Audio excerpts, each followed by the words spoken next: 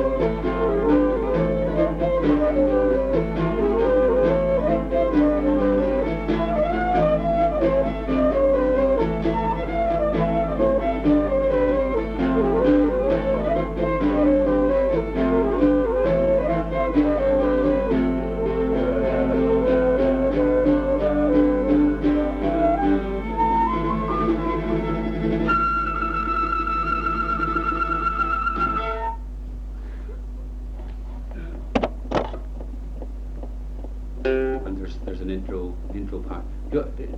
Tape the chords to practice on the chords. Hold on. And there's a wee intro part.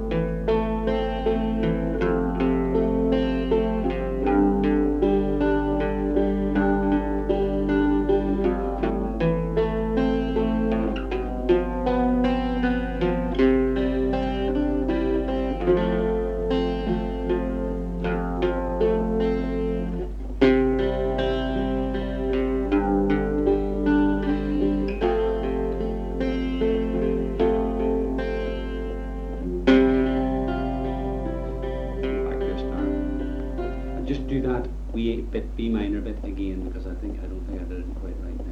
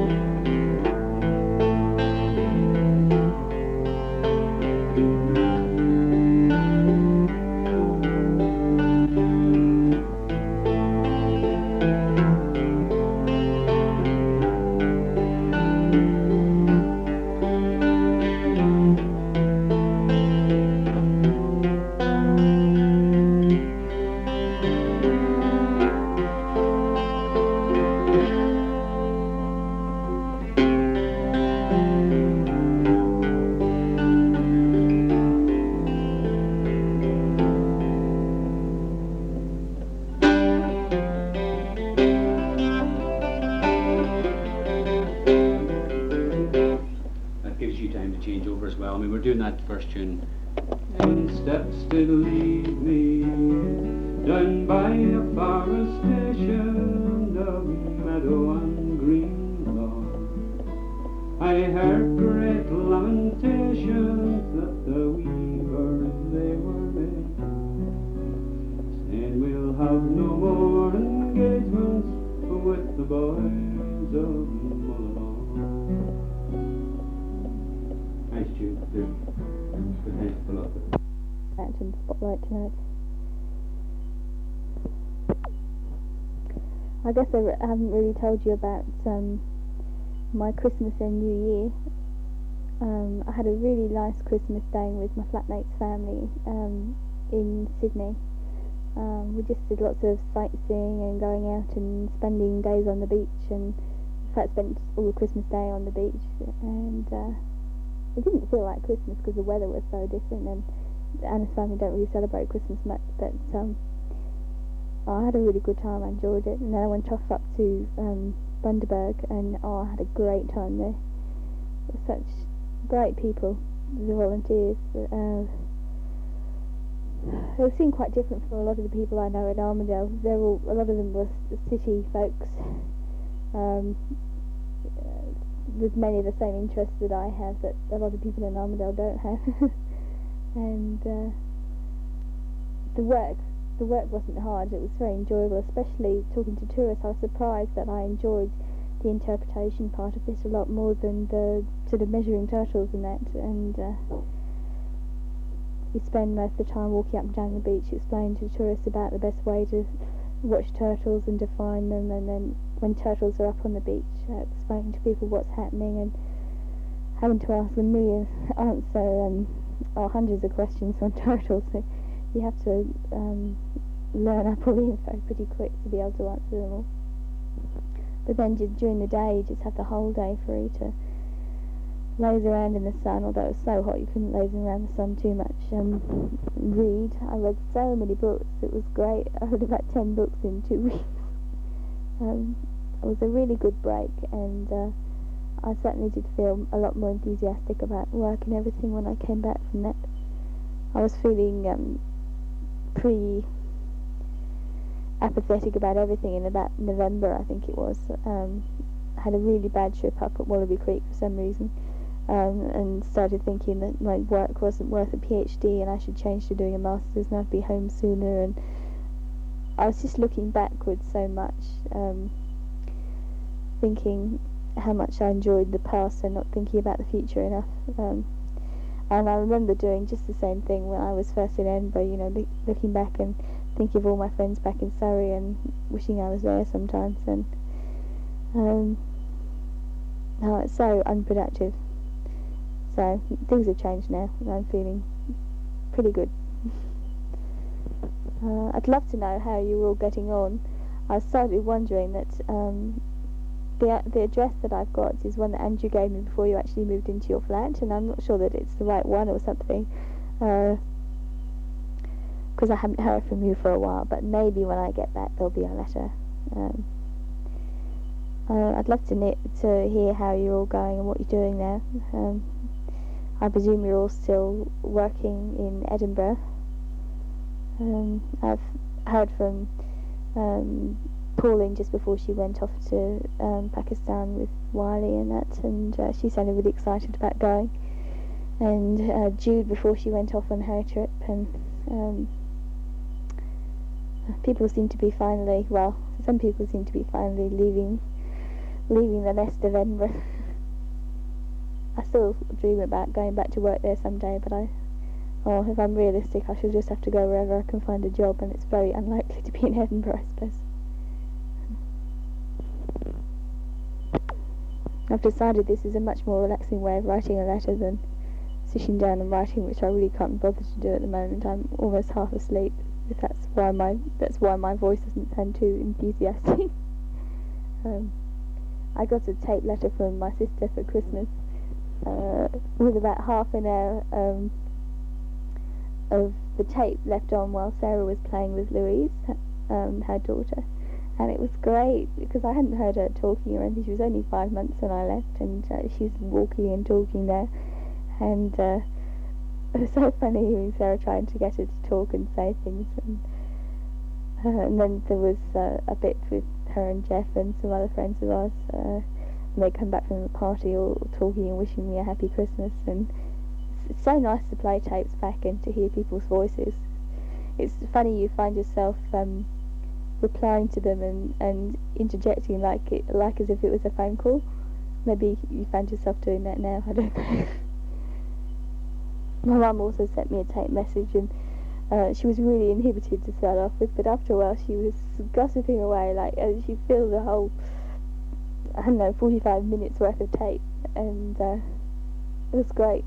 So I've told her to do another one for me.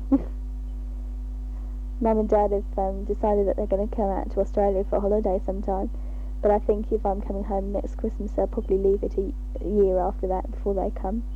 But it'd be so nice to have them. I just love the idea of my parents coming to actually stay with me. When they came to Edinburgh they used to always stay in a hotel or in a flat, and it's not quite the same as having to stay and be able to cook them breakfast in bed and whatever. I was just really excited about the thought of them coming and be able to show them lots of places in Australia that I've seen.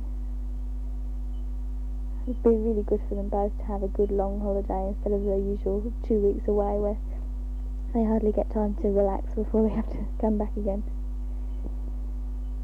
My dad's really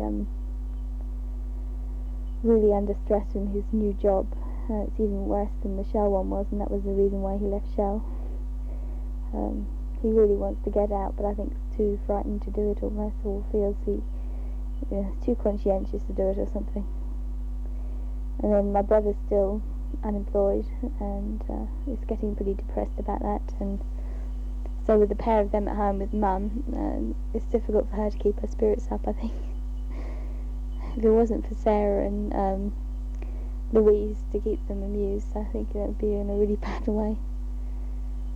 I just wish I could go home occasionally and talk to them all and try and sort some things out, but it's so difficult to do that in letters and stuff. Well, my hour and a half break is nearly up. In fact, it's more than up. Oh, I don't feel like going out yet. I've got to go out and cut lots of grass, and it looks as though it's going to rain sometime, so I want to go and do some before it does start raining. I think I shall use up some more university batteries and take my Walkman out while I'm doing it. It really makes a whole heap of difference if you can listen to some nice music and you're sitting out all day.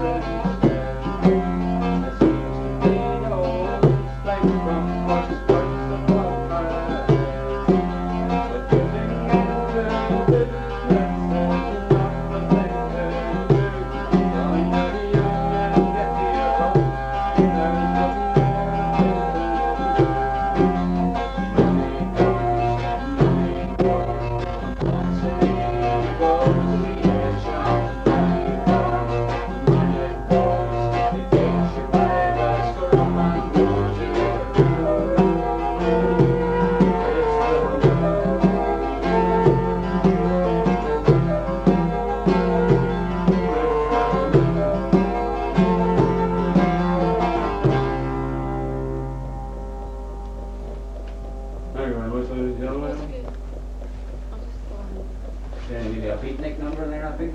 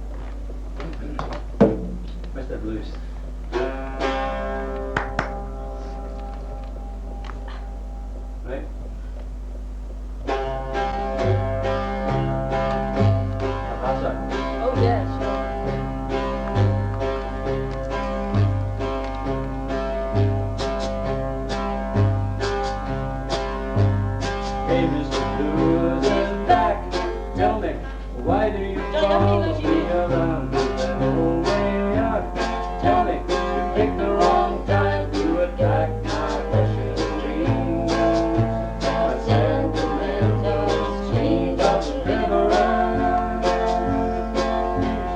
Taken by untrue lovers who don't mean what they say when they take all the love.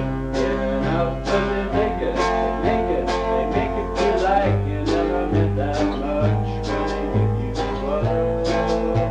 It wasn't really tough, 'cause they never give up.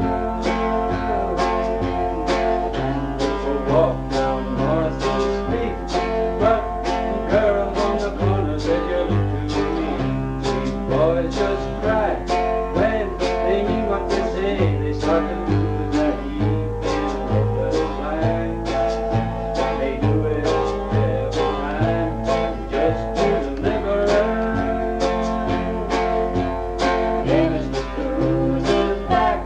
Tell me, why do you follow me around? There's no way out.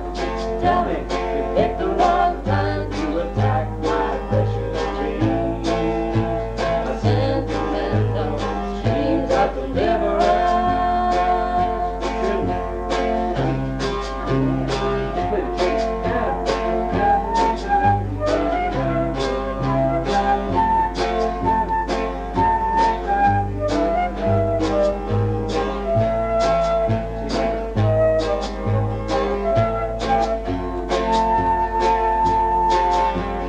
Big fish, little fish, which one are you? When you fill up with love and you forget the place, it's just so cold, awaiting at you cold. Is there another place where lovers dwell, where hearts escape from the hell of emotion? Hey, Mr. Blues is back. Tell me, why do you follow me around? Is there no way out? Tell me, pick the wrong time to attack my precious dreams.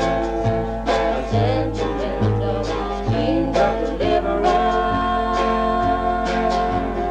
Hey, Mr. Blues is back. Tell me, why do you follow me around? Is there no way out? Tell me, you picked the wrong time to attack my precious dreams. My sentimental dreams of deliverance. Who's wrong? We should have changed it. My sentimental dreams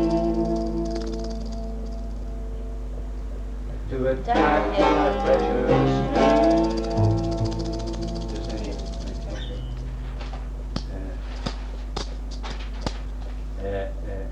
On the gallery.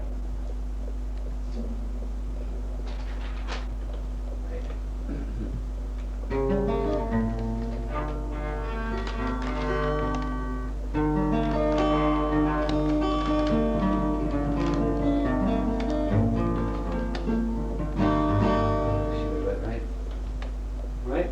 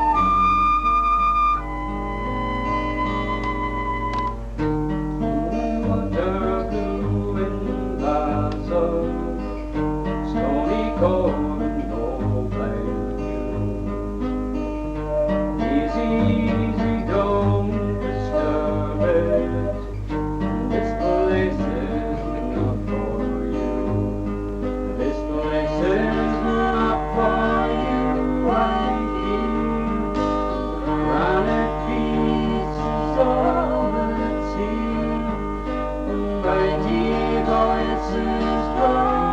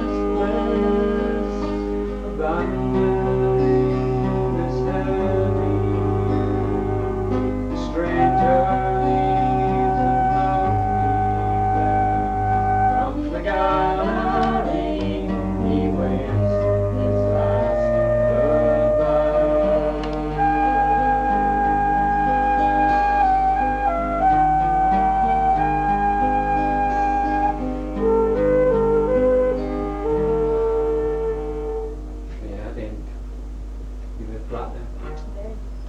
Just seems like we were all out of tune with Yeah. each other at the end. Yeah, that, yeah.